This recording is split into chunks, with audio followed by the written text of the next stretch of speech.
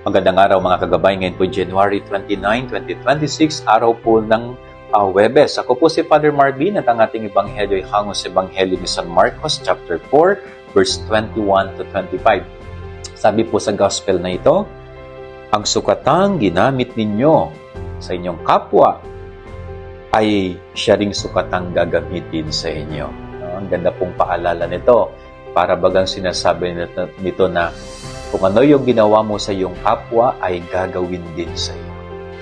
Kaya simpleng aral, gumawa ka ng mabuti sa iyong kapwa para mabuti rin ang babalik sa iyo. Kapag masama ang ginagawa mo sa ibang tao, sa iyong kapwa, ay darating yung time, masama rin ang mangyayari sa iyo. Kaya magtanim ng mabuti para umani ng kabutihan.